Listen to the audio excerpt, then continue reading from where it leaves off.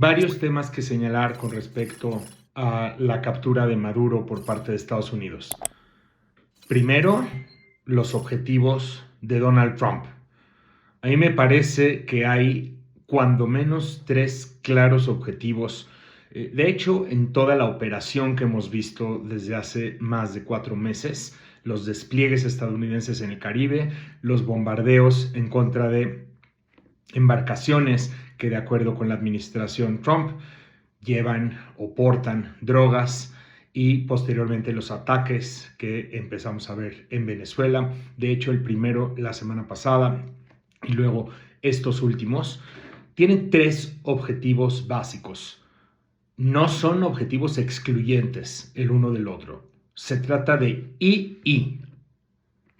Primero, para Trump es muy importante mostrarse como el presidente de la ley, el orden, la seguridad, y que gracias a sus acciones hay un sheriff en el pueblo, hay la detención del tráfico de fentanilo, la detención de migrantes y cruces ilegales, y con la operación de Venezuela él contribuye con un grano hacia el cumplimiento de la ley y el orden. Y si ustedes observan, van a ver cómo toda la operación está siendo encuadrada como parte de cumplimiento de la ley, cumplimiento del orden, y de esta forma Estados Unidos está combatiendo eficazmente al narcotráfico. Y no se trata de qué nos dicen los datos respecto a si Venezuela es o no es uno de los principales proveedores, que no lo es, por supuesto, de drogas a Estados Unidos. Son otros países, o somos otros países, sino la proyección de cumplimiento,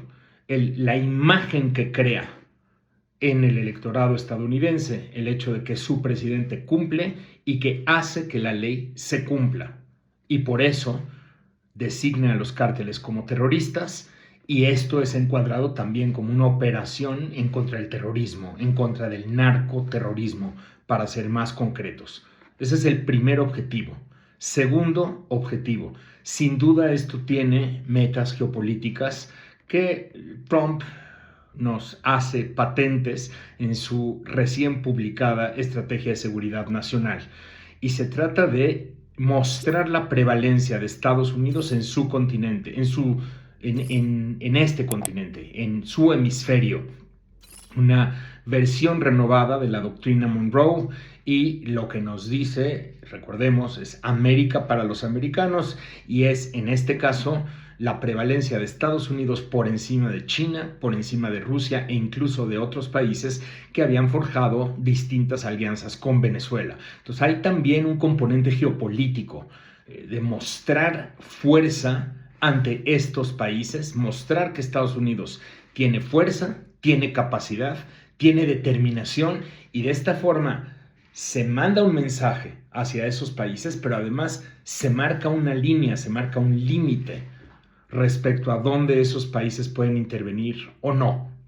Y esto tiene también que ver con lo que estamos viendo como un objetivo, uno de los objetivos mayores. El tercero tiene que ver con quién es Trump. Un Trump empresario, un Trump que está pensando en negocios, un Trump que está pensando, por supuesto, en el acceso a petróleo y en la restitución de fondos para las compañías petroleras estadounidenses, y que de paso manda un mensaje político a su base. Esta operación no solamente no nos va a costar, como aquellas otras operaciones que él mismo criticaba, me refiero a la intervención mayor de Estados Unidos en Irak, en Afganistán y otras más, que Trump veía como guerras lejanas, costosas, ajenas. El mensaje político en este caso es: Venezuela sí nos importa, sí nos impacta, pero además no nos va a costar, y no solo no nos va a costar, sino que además va a producir enormes réditos para Estados Unidos. Y entonces esto tiene que ver con acceso a petróleo, tiene que ver con la generación de recursos, y tiene que ver con cómo demostrar que las acciones estadounidenses tienen sentido, por lo menos para esa base o un sector importante del electorado. Ahora, por supuesto, las grandes interrogantes son ¿qué sigue? Trump ha indicado a estas horas en las cuales estoy yo grabando esto, ha indicado ya en una conferencia de prensa que tuvo hace poco, que Estados Unidos se va a encargar de la transición en Venezuela y que no va a abandonar el país para que el régimen quede vivo y que, por lo tanto, las acciones de Estados Unidos no hayan valido la pena o no hayan tenido o no hayan cumplido con los objetivos trazados.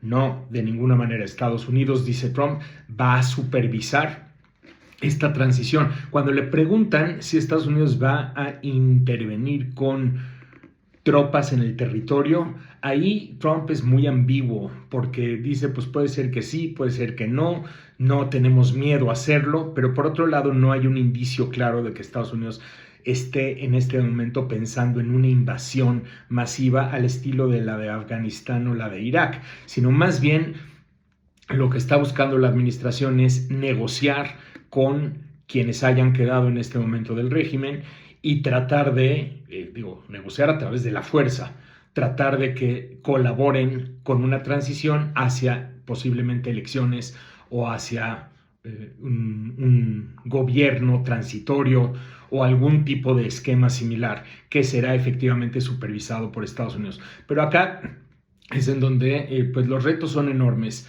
Estamos en las primeras horas de estos sucesos, tendremos que observar cómo responde el régimen.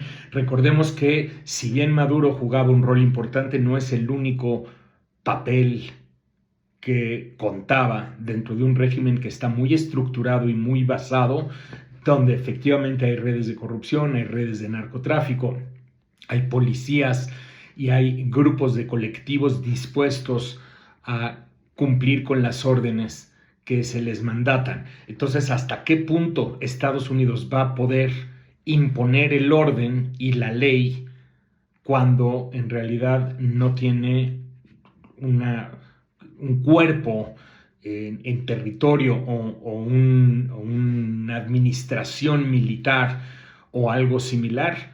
¿En qué medida va a poder con eso? Es muy difícil, pero incluso si lo hace, como sucedió con Irak o con Afganistán, en donde sí se producen elecciones y sí se genera un nuevo gobierno, estoy hablando del caso afgano, un gobierno que colabora con Estados Unidos y en donde parece ser que pues empezaba a florecer la democracia, por lo menos en ciertos sectores. Incluso en ese caso, la rebelión empieza a crecer y crecer y crecer y crecer y termina por derrocar a ese gobierno y termina por expulsar a Estados Unidos. Claro que Venezuela no es Afganistán, ni tampoco es Libia, ni tampoco es Irak, pero tiene otro tipo de retos, justamente como las redes de tráfico de drogas, las redes de tráfico de personas, las redes de corrupción existentes y el poder militar que todavía prevalece sobre el país. En cierto momento tendremos que ir viendo qué pasa con cada uno de esos aspectos y tratar de entender un poco más lo que Trump explicó de manera muy vaga